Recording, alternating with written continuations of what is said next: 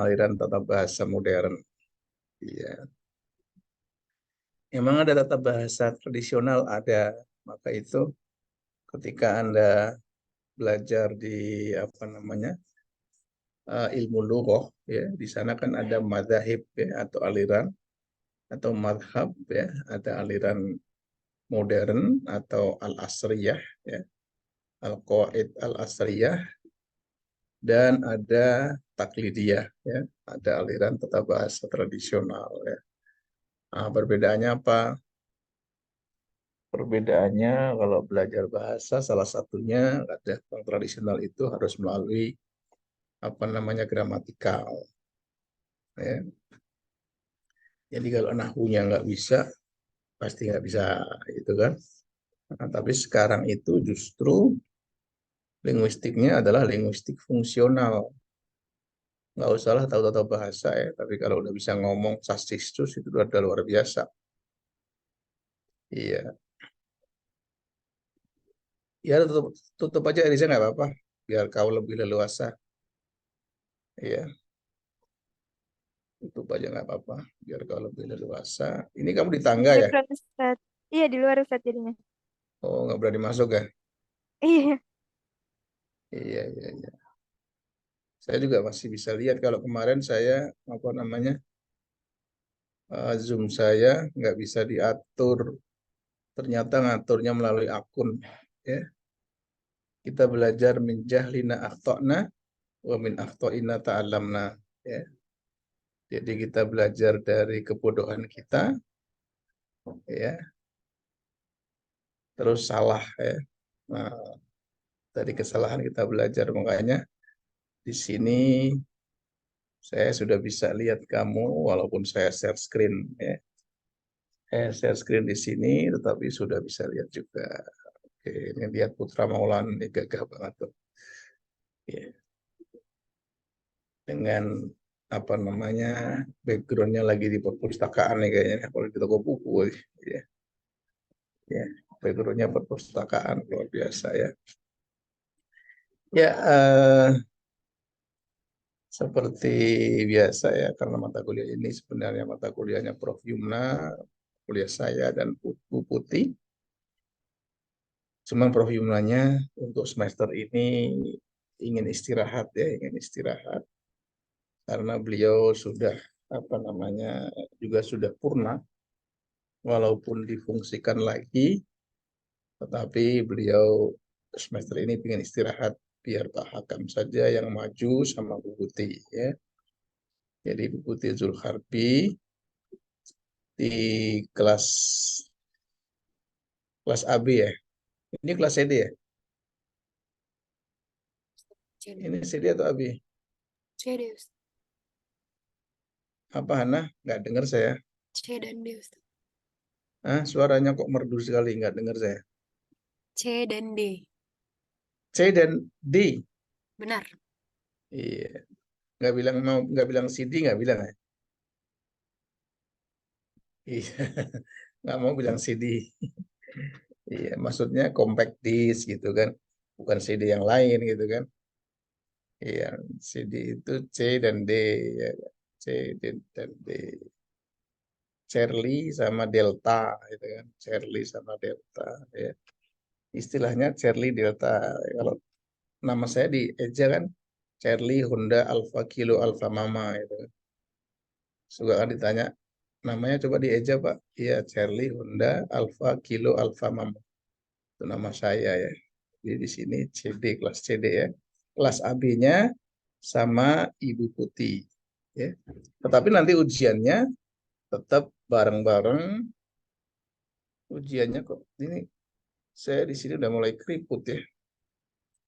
Ya Allah, udah tua rupanya saya. Tangan saya di AC keriput banget kan.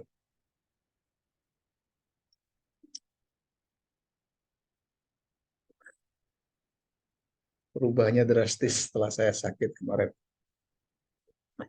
Iya, ternyata saya sekarang sudah tua benar ya. Oke, kita lanjut di sini apa namanya materi kita, yaitu analisis kontrastif dan tata bahasa modern. Nah, kenapa sih dihubungkannya dengan tata bahasa modern? Karena di dalam tata bahasa modern itu apa namanya berpikirnya adalah tentang bagaimana bahasa itu digunakan, ya. Bagaimana bahasa itu digunakan juga ternyata bahasa itu juga menyangkut dengan apa namanya dengan psikolinguistik atau perasaan orang, ya, atau perasaan atau jiwa seseorang, ya, yang mempelajari bahasa. Ya. Anda belajar bahasa Arab susah nggak? Hah? Susah nggak belajar bahasa Arab? Hah? Hana? Susah-susah gampang, Yang Ustaz. kelihatan Hana doang nih saya. Susah-susah gampang. Susah gampang ya? Iya, Ustaz. Iya, Anda belajar apa namanya bahasa Arab itu susah nggak? Susah gampang. Susahnya gimana? Apa namanya tadi? Siapa yang jawab? Hana ya? Iya, Susahnya Ustaz. gimana Hana? Susahnya mungkin karena jarang dipakai di seharian gitu kali ya, Ustaz. Jadi Oh, jarang sering-sering dipakai ya. keseharian ya. Iya. Ya, karena bahasa itu memang praktis ya. Praktis itu artinya praktek ya. Jadi bahasa itu adalah sesuatu yang diucapkan ya. Jadi bahasa itu adalah sesuatu yang diucapkan. Kalau Anda tidak mengucapkan ya namanya nggak bisa berbahasa. Seperti itu.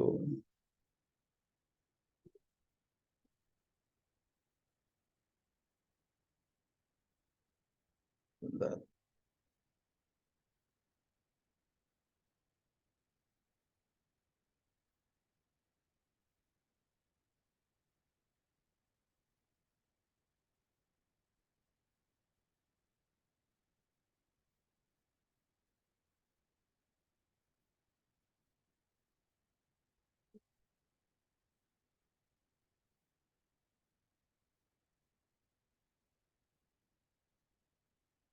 Iya. Jadi ketika Anda tadi dikatakan sama Hana susahnya itu karena nggak pernah dipraktekkan. Ya sebenarnya karena bahasa itu harus dipraktekkan. Ya. Oleh karena itu Anda harus membuat lingkungan bahasa. Ya. Mantikoh al-mantikoh al-lughawiyah. Nah, gimana caranya? Nah, gimana caranya? Apalagi hari ini ya. Hari ini Anda sudah apa namanya eh, terkoneksi dengan berbagai macam media. Di situ ada Facebook, Anda bisa berkenalan dengan apa namanya orang-orang di wilayah Timur Tengah, misalnya dengan orang Yordania, bisa berkenalan dengan apa namanya orang Mesir, ya, orang Saudi. Tanyakanlah istilah-istilah yang mungkin Anda nggak paham. Ya. Anda belajar dari Facebook ya, saya juga belajar seperti itu ya. Nah, jadi kalau ngomong saya memang agak susah, tapi kalau nulis insya Allah bisa lah. Kalau nulis, ya maka kemampuan bahasa Anda harus diasah. Kalau emang Anda ingin senang berbicara, ya silakan berbicara ya, menggunakan bahasa. Nah, di situ terlihat ternyata ya bahwa di dalam apa namanya analisis kontrastif itu ada yang disebut dengan aspek linguistik. Ya. Aspek linguistik ya itu adalah yang terdiri dari apa namanya ya, fonologi nanti belajarnya di sana. Kemudian apa namanya ada fonologi, ada sintaksis, ada morfologi dan ada semantik. Itu yang kira-kira harus dikuasai ya, harus dikuasai. Jadi aspek linguistik itu sangat menentukan kemampuan seseorang dalam belajar bahasa. Ya. Misalnya dia sudah pinter ya, pinter apa namanya, pinter secara semantik, dia menguasai perpindahan bahasa. Tetapi ketika menggunakan di kelas misalnya, misalnya ada ngomong misalnya, Ustadz, ana yuridu ilal kharij. Yuridu ilal kharij. Nah, apakah itu salah? Ya salah karena atau keliru, ya salah lah. Ya. Nanti Anda harus membedakan antara keliru dan salah di sini. Ya. Nah, tapi guru yang baik membetulkan misalnya man yuridu ilal kharij anta turidu au ana uridu. Nah, jadi di situ dibetulkan sama gurunya dengan mengatakan tidak mengatakan Anda salah, tapi langsung dijawab saja man yuridu anta turidu au ana uridu. Seperti itu ya. Dia tidak mengatakan kamu salah, enggak ya. Nah, itu salah satu uh, kelebihan orang asing ya. Kalau kita salah dia nggak ketawa. Tapi kalau orang kita ya, ada orang bule misalnya ngomong bahasa Indonesia salah, ditawain. Ya, ada orang bule atau orang Arab ya ngomong bahasa Indonesia salah itu diketawain. Ya. Padahal kalau kita salah, mereka menuntunnya dengan baik, ya, menuntunnya dengan baik. Ya. Nah, itu budaya kita itu juga budaya yang kadang ya kadang aneh juga gitu kan gitu. Setelah kita ada aspek linguistik, ternyata di dalam belajar bahasa itu juga ada aspek psikolinguistik, perasaan susah misalnya kan, apalagi misalnya ketika Anda ini kita ketemu di sini, saya dulu ini apa namanya merasa bahasa apa ya, merasa minder atau kecil hati ya, ketika temu teman saya dari Aliyah dia. Dia dari Aliyah dia, terus lagi dia dari pesantren dia gitu kan. Sementara saya dari SMA. Ya, jadi ada rasa-rasa gimana gitu ya. Saya nggak pede gitu kan. Iya, saya nggak pede. Nah, itu juga akan apa namanya mempengaruhi cara belajar kita. Ya. Nah, di situ dalam aspek psikolinguistik itu merasa bahwa belajar apa namanya bahasa Arab itu susah. Ada kesukaran belajar, ada cara menyusun ini kalau ini guru ini, cara menyusun bahan ajar, cara menyampaikan pengajaran di sini guru nih. Nah, itu. Jadi sebagai seorang guru juga harus mengerti bagaimana bahasa yang dipelajari itu disukai oleh apa namanya pembelajar atau orang yang belajar. Nah, itu yang perlu apa namanya diperhatikan oleh guru. Ya. Makanya ada guru kreatif dan ada guru nggak kreatif. Ya. Ada guru kreatif itu disukai sama siswanya. Ya. Orang kalau udah disukai sama siswanya, itu tentu akan beda cara belajarnya juga. Ya. Iya, ini yang kelihatan cuman sampai 2 baris saja, yang lain nggak kelihatan. Yang lain pada tidur. Iya, nih Eriza lagi ketemu Pak Rektor nih Eriza. Lagi salaman sama Rektor. Iya. Oke, jadi analisis kontrastif itu juga berkaitan ya atau berkaitan bukan juga berkaitan dengan dua aspek, aspek linguistik dan aspek psikolinguistik. Ya, aspek linguistik itu tadi sintaksis, morfologi, fonologi dan semantik. Ya. Nah, kemudian ada psikolinguistik ya, psikolinguistik merasa susah ya belajar bahasa Arab. Karena apa? Ya kan? Karena saya misalnya minder juga waktu ketemu dengan teman saya yang dari Aliyah. Walaupun dia ternyata ketika sudah belajar, saya sudah belajar sama dia, bagusan saya nilainya, ya kan, bagusan saya nilainya. Iya, iya, ya. Saya kok mulai udah tua ini kulitnya, nggak seperti dulu lagi. Oke, sekarang kita lanjutkan lagi pada slide ketiga ya. Slide ketiga, di situ tujuan analisis kontrastif ya, adalah dengan proses pembelajaran ya, dengan proses pembelajaran ya. Analisis kontrastif itu tujuannya memang uh, dihubungkan dengan bagaimana cara mengajar, ya. Dihubungkan dengan bagaimana cara cara mengajar.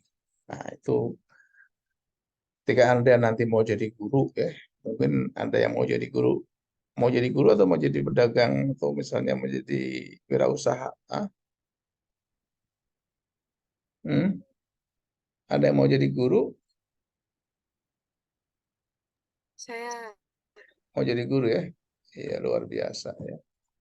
Kalau mau jadi guru itu hidupnya sederhana itu ya, iya, iya tapi banyak berkahnya itu kan. Nah, kalau mau kaya, Anda harus bisnis ya. Kalau Anda mau kaya itu harus bisnis ya. Anda harus bisnis itu kalau mau kaya.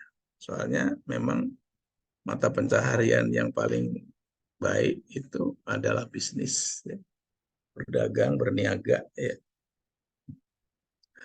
Tapi kalau dosen itu, kalau wanita itu sebaiknya jadi dosen. Sebuah profesi yang menurut saya paling tepat ya, bagi seorang wanita itu dosen menurut saya. Sering saya katakan kepada Anda, kenapa wanita itu paling cocok menjadi dosen? Karena apa? Suami berangkat, anak berangkat masih di rumah, suami pulang, anak pulang sudah di rumah. Tuh ya. Jadi kalau Anda ingin bercita-cita jadilah dosen ya. Karena dosen bisa milih-milih waktu gitu kan, khususnya perempuan ya. Tapi jangan jadi pegawai bank. Kalau pegawai bank itu udah pulangnya ya, udah pulangnya malam lagi kan, berangkatnya pagi ya. Apalagi kalau akhir bulan kadang pulangnya jam malam sekali gitu, capek deh. Memang cari duit apa namanya dengan mengorbankan keluarga ya kan. Nggak salah kalau misalnya suaminya nyeleweng, gitu. Nggak salah suaminya maksudnya. Iya, saya aja kalau istri saya nggak di rumah itu saya nggak senang gitu. Walaupun istri saya itu guru, ya, istri saya guru, ya. Itu ketika saya pulang kok nggak ada istri itu nggak senang saya, ya. Apalagi anak-anak ya, anak-anak itu kalau pulang nggak ada ibunya di rumah itu nggak senang. Ya. Anda misalnya pulang ke rumah nih, nggak ada ibu di rumah, ibu mana ya? Gitu ya. Nggak senang kan? Iya. Tapi kalau anak kos ya temunya siapa aja kan? Iya, anak kos ya. Tapi kalau yang hidup di rumah, nggak ada ibu di rumah itu nggak senang gitu kan? Maka ketika Anda ingin menjadi ibu yang baik ya dan ingin berkarir, karir yang pilihan itu alternatifnya adalah dosen itu. Atau paling nggak guru lah ya. Iya, iya. Yahya mau jadi apa Yahya? Hah? Cita-citanya apa Yahya? Guru, insya Allah. Guru, guru ya luar biasa ya. Guru itu banyak barokahnya itu. Ya, biasanya awet muda. Iya, biasanya awet muda biasanya.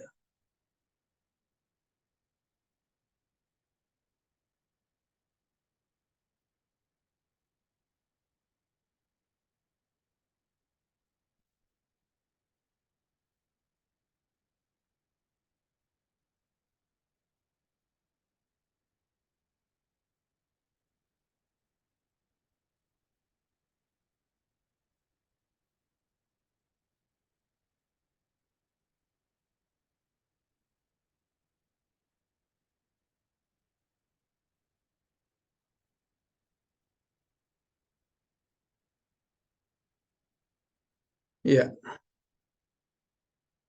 Jadi dalam apa namanya tujuannya di situ ya antara lain dihubungkan dengan proses belajar mengajar ya proses belajar mengajar bahasa kedua. Nah, seperti saya katakan bahwa analisis kontrastif itu yang disebut dengan kontrastif ya itu adalah membandingkan dengan ya antara bahasa yang dimiliki dengan bahasa yang dipelajari ya bahasa yang dimiliki dengan bahasa yang dipelajari. Anda punya bahasa Indonesia sebagai bahasa ibu ya atau apa namanya bahasa ibunya apa misalnya kan dibandingkan dengan bahasa yang dipelajari. Di sini bahasa yang dipelajari adalah bahasa Arab ya. Kemudian untuk penyusunan konsep ini ya, untuk penyusunan konsep pengajaran bahasa kedua yang berpijak pada linguistik strukturalis dan psikologi behavioris ya. Nah, struktural itu yang berpandangan bahwa bahasa itu memang harus berstruktur ya. Ya, tapi apa namanya? Ada juga pandangan psikologi behavioris. Anda tahu, Anda belajar ini kan?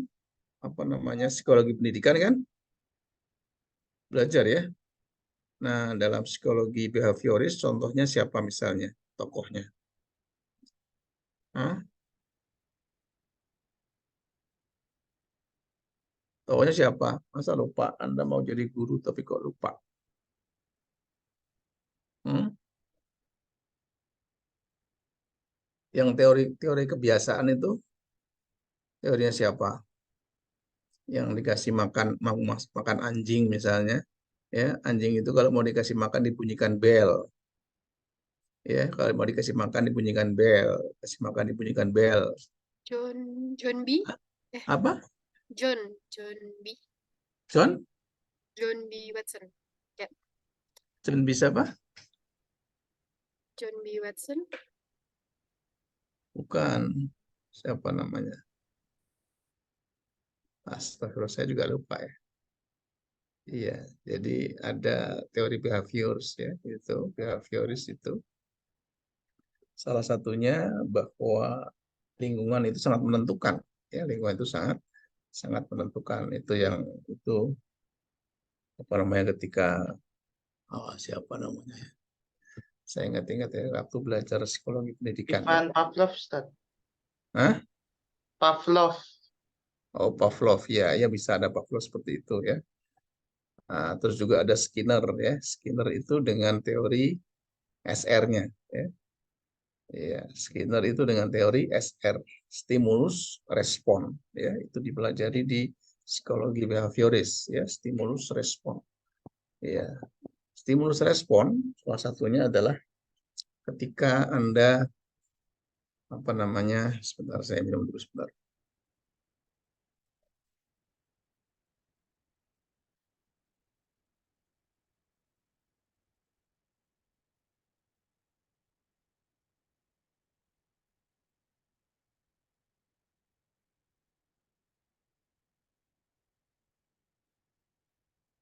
Tiap orang yang belajar bahasa ya, itu seberapa banyak dikasih stimulus, nah, dia akan merespon. Dia akan merespon. Jadi kalau Anda misalnya ingin apa namanya? Stimulusnya apa? Ya.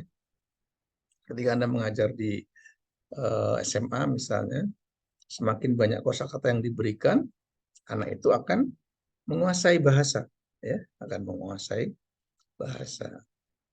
Nah, ketika saya dulu belajar bahasa Arab juga ya, jadi setiap hari saya selalu membaca buku kecil ya, buku kecil yang saya bawa saya di saku.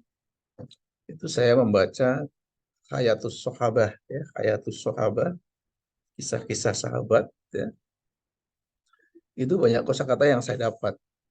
Kalau yang nggak tahu saya tulis. Nah itu bagian dari stimulus, ya, bagian dari stimulus. Nah kemudian saya meresponnya dengan mencari kamus. Ternyata makna di kamus juga kadang nggak nyambung. Nah karena itu kenapa nggak nyambung? Nah, Karena kita akan mempelajari ternyata bahasa itu tidak hanya teks, ya, bahasa itu tidak hanya teks, itu ada konteksnya juga, ya. Nah, maka kita harus merujuknya pada kamus yang benar, ya. Nah, di dalam tujuan analisis kontrastif itu untuk apa? Untuk menyusun, ya, menyusun apa? Menyusun kelas pembelajaran bahasa terpadu antara bahasa pertama dan bahasa kedua yang harus dipelajari. Yaitu salah satu tujuan dari kita belajar analisis kontrastif. Ini saya berikan kepada Anda. Bukunya udah dikasihkan belum? Anda sudah saya kasih buku belum?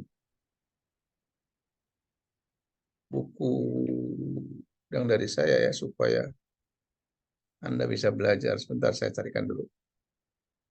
Saya carikan bukunya.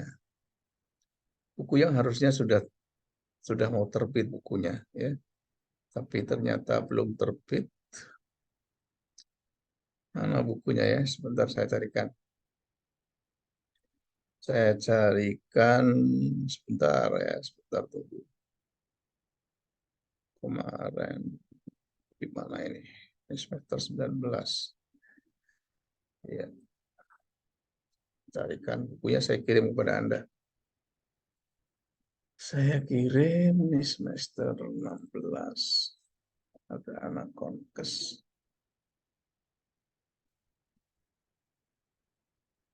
Buku anak kon BABI.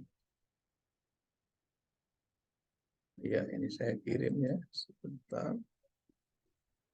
Terus materi.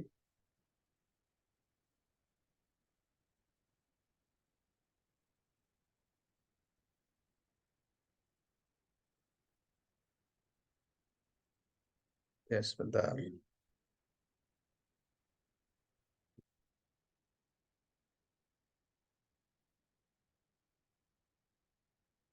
Ada bukunya. Saya kirim di sini aja supaya apa namanya? Ada buku Words yang masih buku, ya. Ini saya kirim ya di kolom chat, silahkan Anda download saja ya.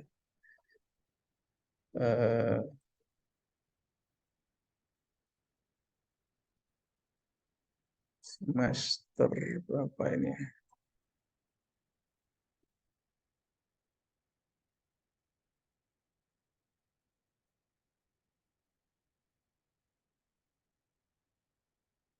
Ini bukunya saya kirim sudah ya. Nah, itu bukunya. Terus saya kirim lagi supaya Anda bisa belajar apa namanya? Ini buku yang mau diterbitkan tapi belum diterbitkan. Nanti coba saya terbitkan saja. Lagi itu sudah dua ya, dua sudah. Nanti ada ini kajian anak kos.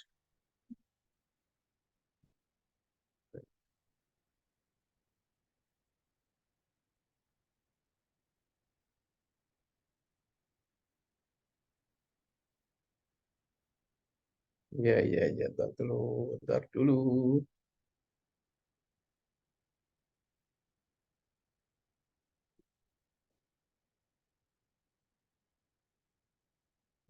Hmm.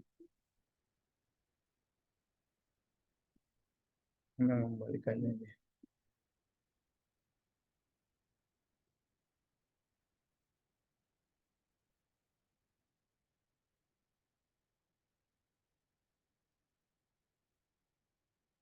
Bentar itu silakan di-download itu ya.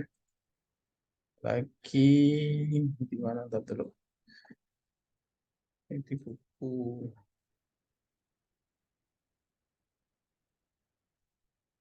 Ya, sebentar ya.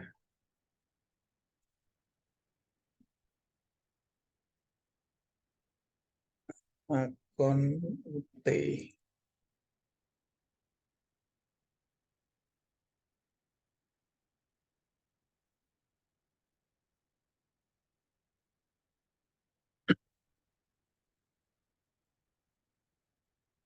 Anakon BAPI. Nah, ini ada lagi nih, linguistik. Ini bahasa Arab saya kirim juga ya.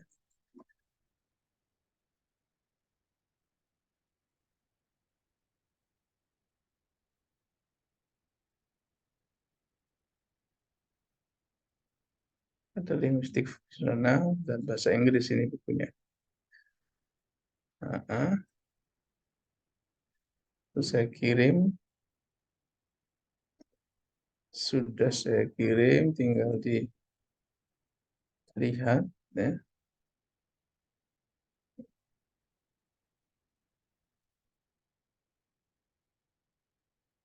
Mm-mm.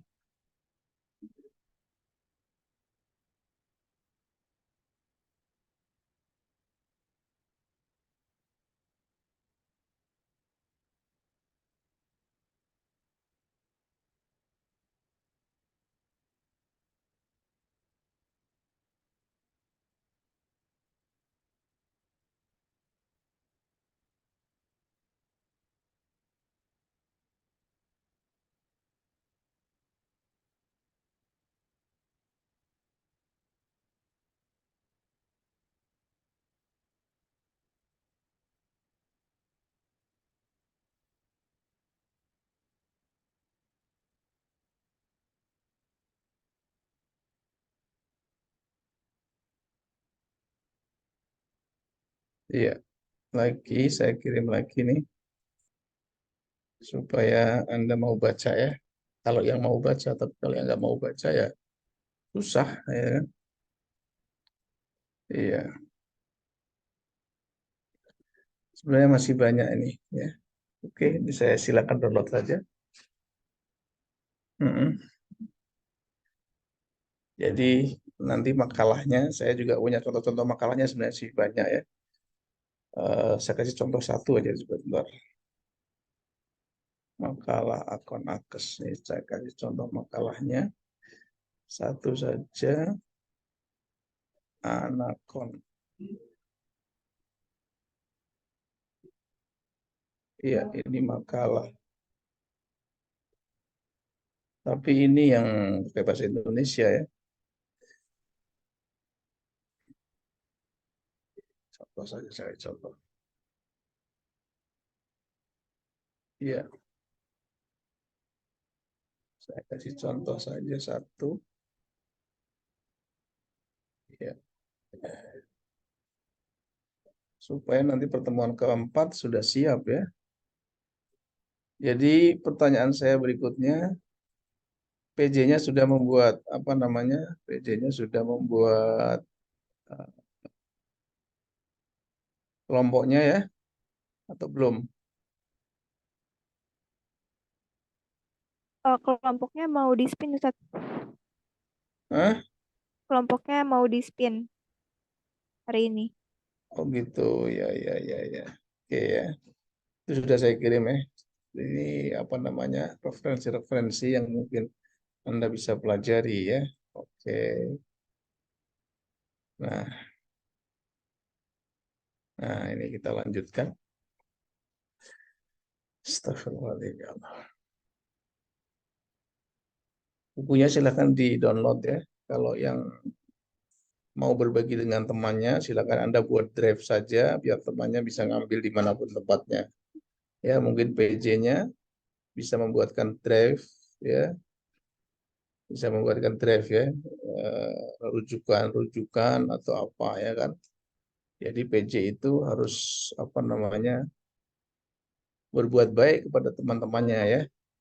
Kalau temannya apa namanya belum ngumpulin tugas harus diingatkan gitu ya. Jadi PJ-nya itu harus yang aktif gitu ya. Jangan PJ yang nggak aktif ya. Eriza aktif nggak Eriza nih? Kalau di WA susah nggak? Eriza di WA susah nggak Eriza? Eriza lagi sibuk di sana nih Eriza.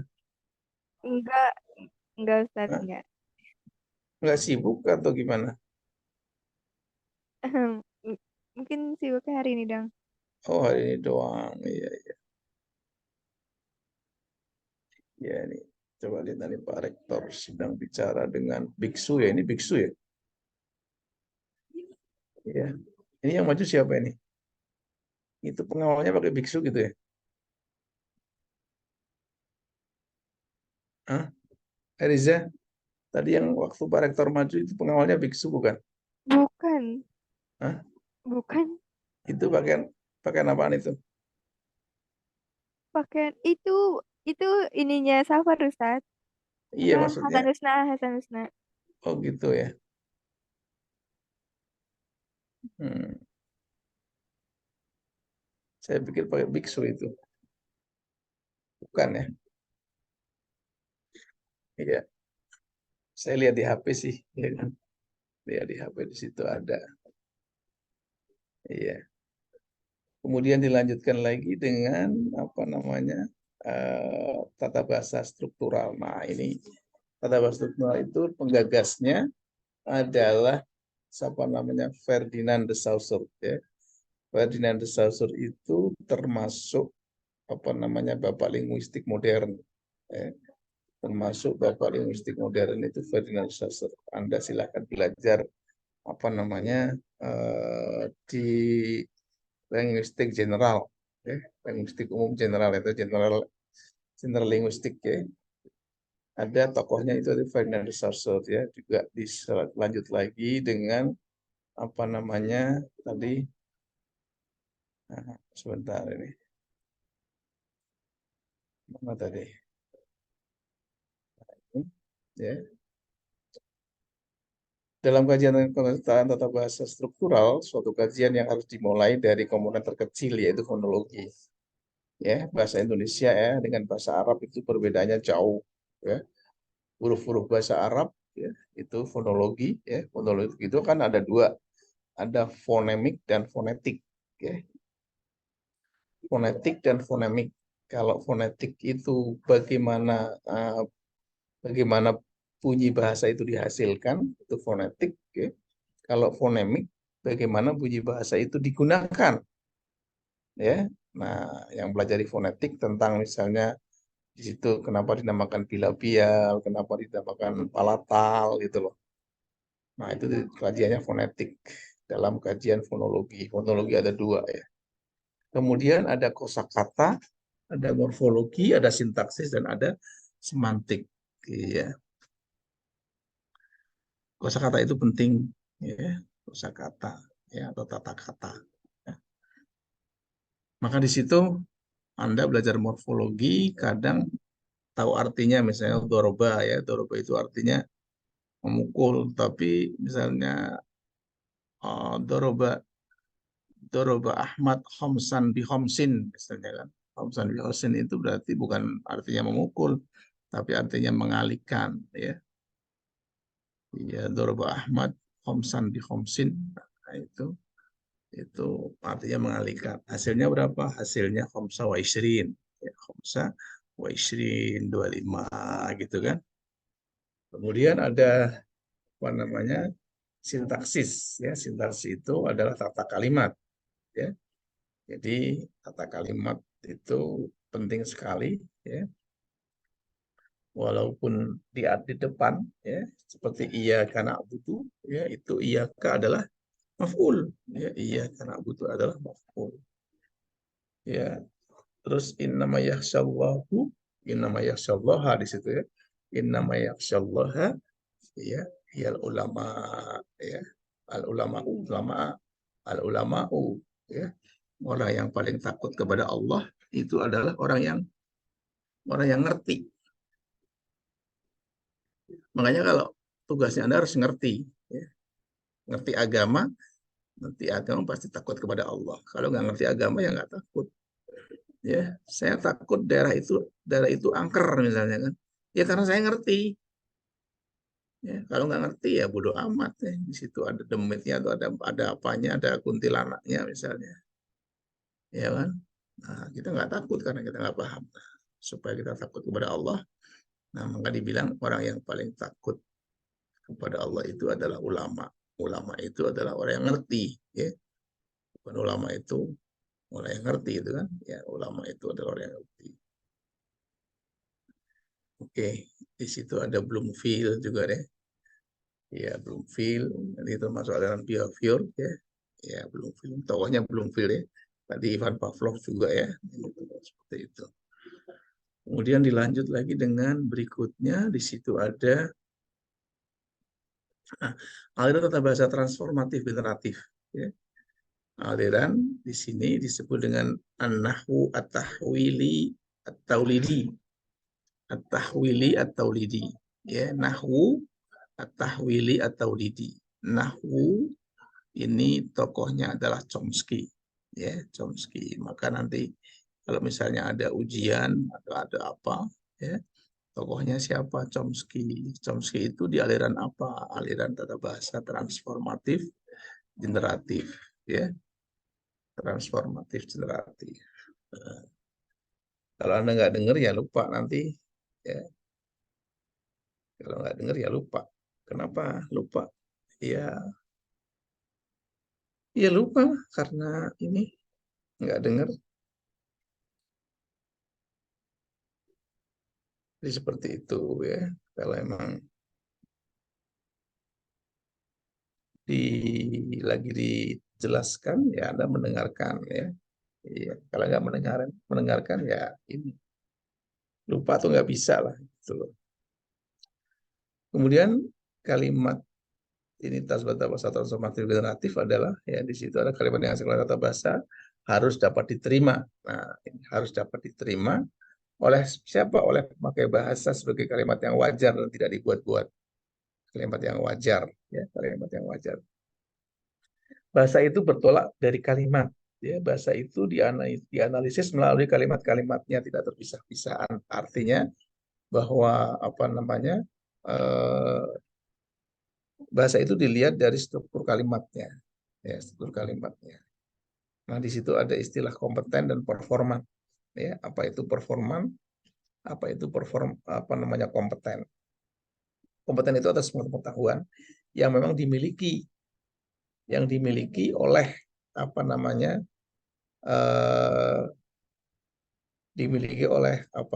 pengguna bahasa. Nah, tetapi harus juga dibarengi dengan performan. Ya. Orang bisa salah ya, karena performan.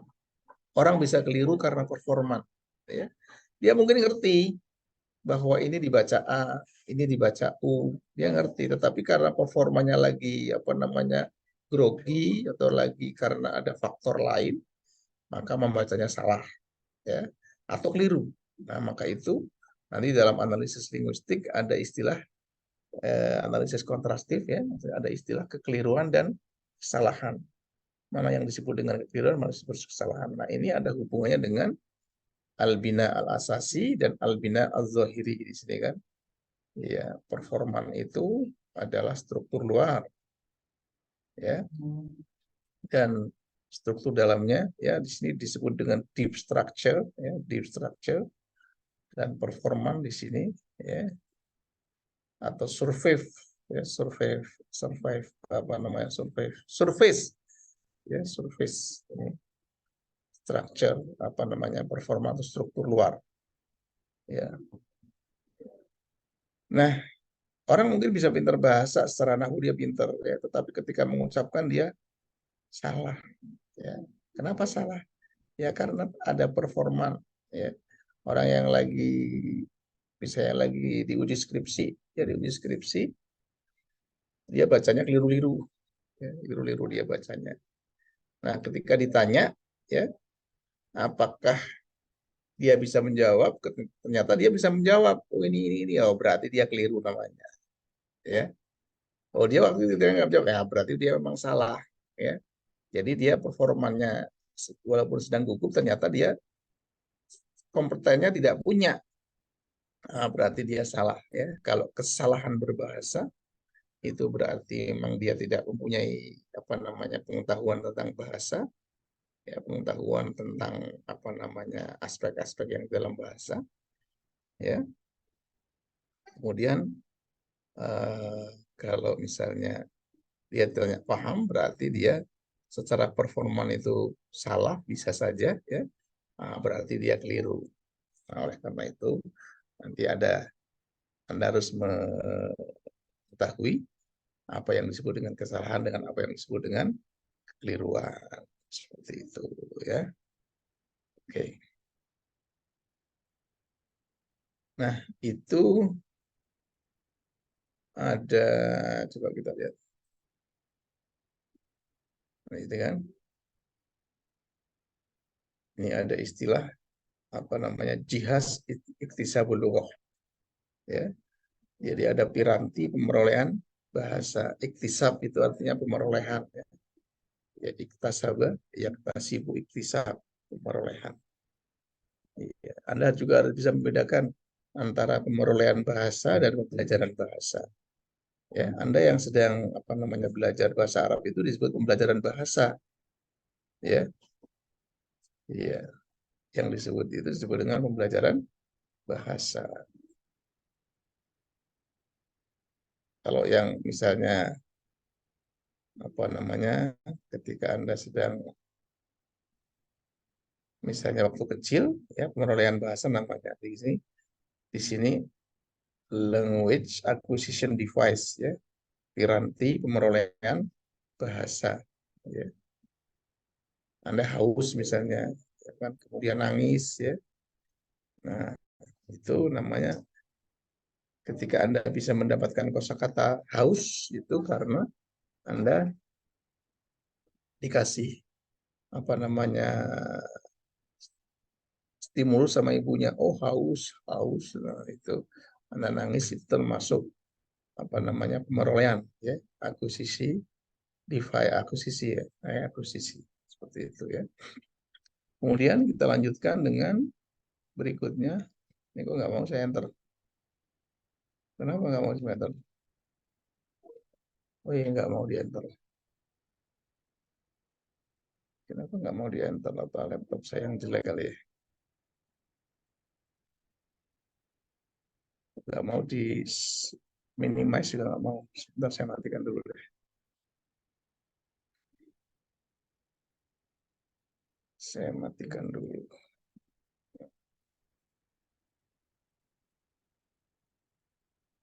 Ya, mau.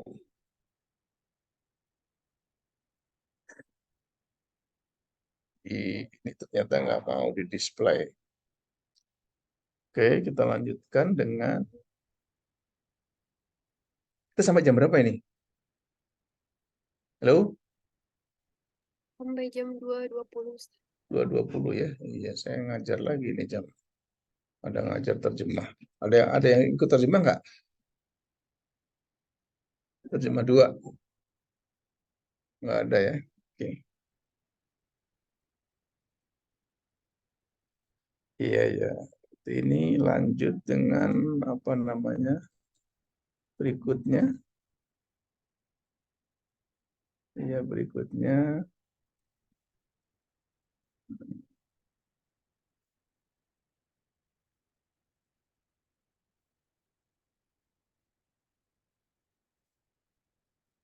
Struktur luar dan struktur dalam saling bertransformasi. Ya, artinya di situ bahwa kemampuan bahasa seseorang ya, dengan penampilannya itu saling mengisi, ya, saling mengisi. Anda walaupun pintar tapi penampilannya kurang bagus misalnya atau gugup atau misalnya. Nah, di sini ada komponen sintaksis dalam kalimat disebut dengan generatif ya. Komponen semantik dalam kalimat disebut interpretatif, ya, interpretatif. Nah, di sini kambing memakan air di kebun. Ini benar kan secara sintaksis, tapi secara semantik salah. Maka keduanya harus mempunyai apanya? Harus mempunyai kesamaan, ya, kesamaan maksud. Walaupun secara sintaksis itu benar, tetapi nggak bisa Anda mengatakan bahwa kambing memakan air di kebun. Nggak mungkin memakan. Kalau air itu hubungannya dengan minum, ya. Kemudian kenapa mesti di kebun gitu kan? Nah, gitu loh. Tapi secara sintaksis dia benar. Secara sintaksis dia benar. Tetapi di situ Kenapa secara semantik salah? Karena kolokasi air itu artinya bidang-bidang air ini dalam kata tidak mungkin ketemu dengan memakan atau makan, ya nggak mungkin ketemu, ya nggak mungkin ketemu. Nah, kambing lagi kan, iya. Nah maka di situ harus minum. Ini nggak memakan ini kan, minum ya. Harusnya secara sintaks semantik, ya maka bahasa seperti ini nggak bisa diterima, ya nggak bisa diterima. Maka tadi disebut apa namanya di sini di dalam aliran apa namanya transformatif generatif ya di situ bahwa kok salah sih baterai saya kok habis, bentar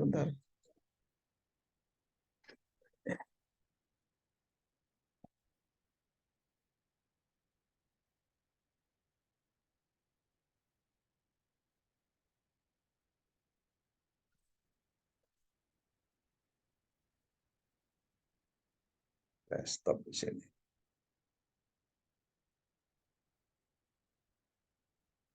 Ya,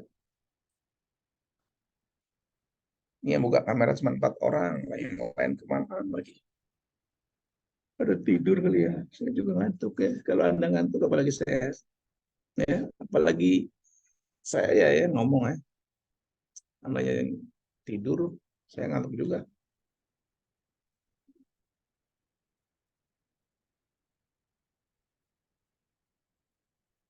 Tapi daripada di luar panas banget, ya, lebih baik di sini saya. Ya, oke kita lanjut ya dengan PPT-nya. Mana PPT-nya ini? Iya, kita lanjutkan.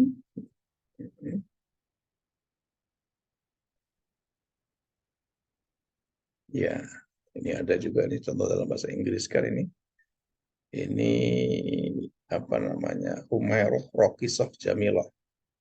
Ini betul ya, Humairah is beautiful dancer. Ya. Terus Humairah Roksatuha Jamilah. Ya. Humairah is dancer who is beautiful. Ya. Nah, ini harus seperti ini. Artinya Anda apa namanya? Membuat satu kalimat itu secara sintaksis benar dan secara semantik juga benar. Iya. Misalnya ada cerita ya, cerita atau guyonan ya, guyonan. Guyonan misalnya orang yang belajar bahasa Indonesia ya. Dia naiknya apa namanya waktu itu di Jakarta mungkin ya, naiknya busway apa namanya TJ lah, TJ. Dia bilang begini, dari kenaikan sampai keturunan saya nggak dapat kedudukan. Iya, paham nggak? Ya, dari kenaikan sampai keturunan saya nggak dapat kedudukan. Iya, mungkin dia akan mengatakan begini, dari naik sampai turun saya nggak dapat tempat duduk. Ya, ya, dari kenaikan sampai keturunan saya nggak dapat kedudukan.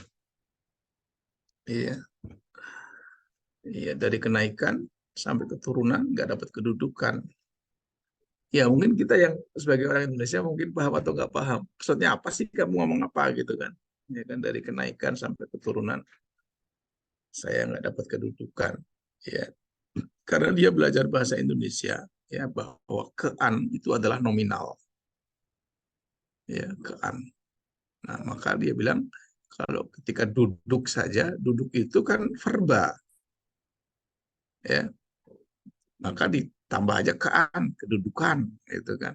Padahal maksudnya tempat duduk ya atau kursi ya, tempat duduk. Dari kenaikan, dari saya naik misalnya saya ya, dari kenaikan sampai keturunan nggak dapat kedudukan. Nah, itu kan nggak pas itu kan. Nah, Tetapi dia sudah pintar menurut saya. Artinya secara penguasaan kosakata dia bisa, ya secara menaik kosakata bisa. Nah, seperti itu. Tapi kenyataannya tidak diterima bahasa itu. Nah, oke, kita lanjut lagi. Ini yang terakhir kali ini. Oh, masih lama nih. Iya. Nah, ini ada tata bahasa kasus. Ya. Ini adalah Charles Fillmore, ya, adalah satu pendekatan tata bahasa yang menekankan hubungan semantik dalam satu kalimat. Nah, ini tentu nanti bahasa itu ternyata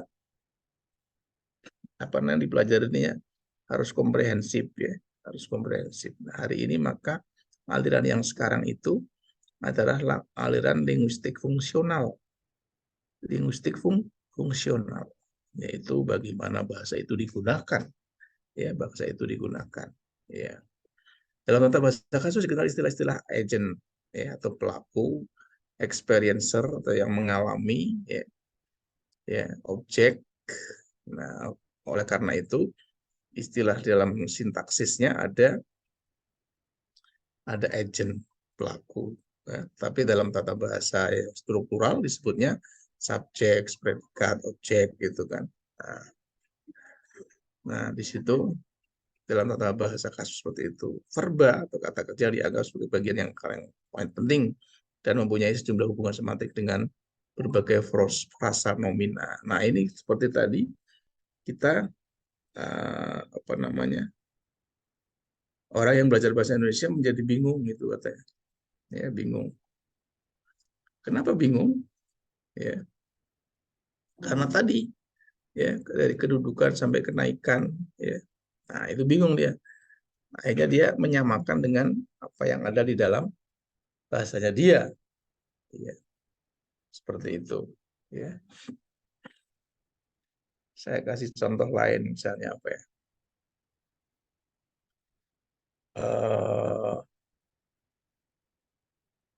orang Arab waktu itu ngomong apa ya, saya lupa, dalam bahasa Indonesia tapi salah atau keliru, ya, ya, keliru, ya, dia secara semantik, ya, secara semantik apa namanya, mengartikan dalam bahasa Indonesia kata rice itu adalah nasi. Nasi adalah rice, kan? Iya, nasi, rice, ya. Tapi ketika mau beli beras, berasnya juga rice juga kan? Iya, beras itu rice juga. Nasi itu juga rice juga. Terus gabah atau padi, padi itu juga rice juga gitu loh. Nah, lalu apa yang membedakan antara padi, beras dengan nasi? Nah, itu orang apa namanya, Inggris, ya, tidak paham, ya. Apa bahasa Inggrisnya padi? Rahmah, Rahmah dengar suara saya? Oh, dengar, Ustaz. Bahasa Inggrisnya padi apa? Eh, lupa, Ustaz. Lupa, ya. Kalau beras?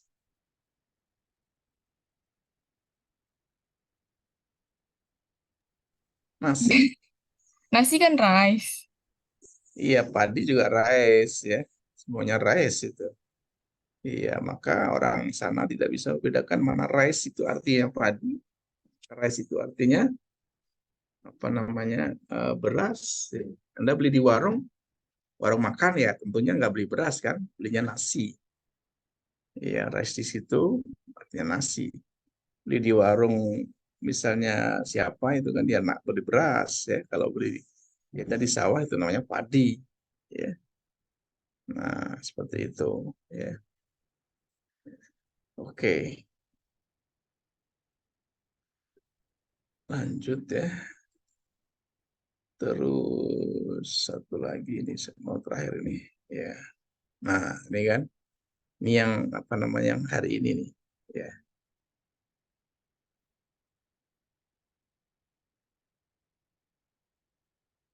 Iya, yang sekarang itu dengan linguistik sistemik, linguistik fungsional. Penggunaan linguistik yang menganggap bahasa sebagai simbol sosial. Ya, SFL ini menyampaikan makna, pengalaman, persepsi, hubungan antara perorangan dan konteks komunikasi, hubungan keduanya. Nah, ini teks ini, ya, teks ini bisa bermakna tergantung perorangan, tergantung orangnya, ya kan? Saya kasih contoh nih kan. Saya kasih contoh misalnya orang bisa tersinggung dan nggak tersinggung, ya kan? Karena latar belakang seseorang yang berbeda. Ya, saya kasih contoh misalnya saya ngomong kepada Lutfiah misalnya, masa sih lu gocap aja nggak punya? Ya, Lutfiah marah, ya kan? Bilang sama saya, misalnya, wah kamu ini sombong, ya kan? Mentang-mentang punya duit banyak, ya kan? Karena Lutfiah memang jarang pegang duit, misalnya Lutfiah ya jarang pegang duit. Tapi si Hana itu biasa aja, dibilang apa namanya, masa sih gocap aja nggak punya, biasa aja. Nah itu ternyata sebuah teks itu bisa dimaknai, ya bisa bermakna tergantung dari siapa yang mengucapkan dan siapa yang menerima ucapan itu. Nah, di sini dasarnya ada pengalaman, ada ide, ada persepsi. Nah, oleh karena itu yang dipelajari dalam SFL ini salah satunya adalah teks itu bisa bermakna kalau ada konteks, kalau ada before text. Ya. Nah, ini di sini.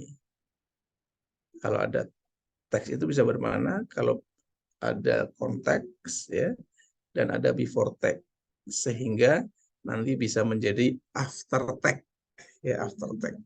Artinya teks yang bisa dipahami. Ya, teks yang bisa dipahami. Seperti itu ya. Yang terakhir,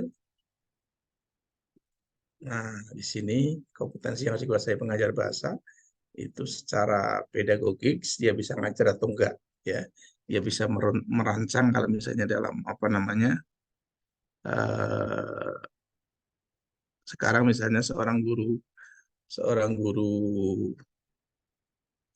bahasa Arab ya, seorang guru bahasa Arab itu harus memiliki kemampuan membuat bahan ajar misalnya ya. Buat bahan ajar yang misalnya kurikulumnya misalnya kurikulum sekarang itu apa nih? Yang sekarang itu apa namanya? Merdeka ya? BKM. Nah, iya Merdeka. Kurikulum Merdeka. Berarti dia harus bisa membuat prosem, ya, harus bisa membuat ATP, harus bisa membuat capaian pembelajaran atau CP, harus bisa membuat modul, harus membuat TP, KKTP, sumatif, STS. STS itu sumatif tengah semester, dan SAS, sumatif akhir semester. Nah, itu guru itu secara pedagogis, kalau memang kurikulum yang kurikulum yang dianut itu adalah kurikulum Merdeka, harus ada prosem, harus ada ATP. Prosem itu program semester ya. Kalau dalam kurikulum 2013 namanya promes. Ya. Kalau dalam kurikulum 13 namanya silabus, dalam Merdeka namanya ATP. Ya. Kalau dalam kurikulum 13 namanya KI, ya. Kalau dalam kurikulum Merdeka namanya CP, ya. Capaian pelajaran. Kalau dulu namanya RPP, sekarang namanya modul. Ya, ada KD namanya TP, ada KKM namanya KKTP. Anda sebagai guru harus sudah bisa menerangkan seperti itu. Nah, terus dalam analisis kontrastif itu, guru harus ngerti linguistik bahasa Arab dan linguistik bahasa Indonesia. Kemudian bagaimana persamaannya, lalu bisa merancang proses pembelajaran bahasanya. Nah, itu salah satu salah satu kenapa kita harus belajar analisis kontrastif ya. Mungkin sampai di sini ada yang mau nanya, silahkan PPT-nya silahkan. Ini sudah saya itu belum? Sudah saya share-kan belum? Belum ya? Sudah, Ustaz, sudah. Sudah di share ya? Sudah. Coba saya lihat. Oh iya sudah. Sudah di share screen ya. Nah, seperti itu ya. Itu mungkin materi kita hari ini. Nanti kita akan belajar lagi di minggu depan. Berarti saya sekali lagi saja ya. Saya lagi sekali lagi ya. Selanjutnya Anda yang akan menjelaskan tentang morfonologi ya, analisis bagaimana bentuk makalahnya sudah saya contohkan, sudah saya kirim ya, di situ dalam RPS ada kan? RPS itu ada bagaimana sih sistem-sistem yang atau komponennya atau formatnya. Nah, itu sudah ada di RPS ya. Mungkin hari ini sampai di sini dulu ya. Jumpa kita ya, maaf tadi saya terlambat. Oke. Semoga Anda diberkahi, khususnya yang buka kamera ya. Yang nggak buka kamera ya nggak tahu lagi ngapain. Iya. Ini yang nggak buka kamera kan banyak di sini kan. Iya. Oke. Sudah saya kirim semua, silahkan. Kalau ada yang mau ini. Iya. Oke ya. Wassalamualaikum warahmatullahi wabarakatuh. Waalaikumsalam. Warahmatullahi wabarakatuh. Syukran jazilan. Iya, ya, saya boleh keluar ya.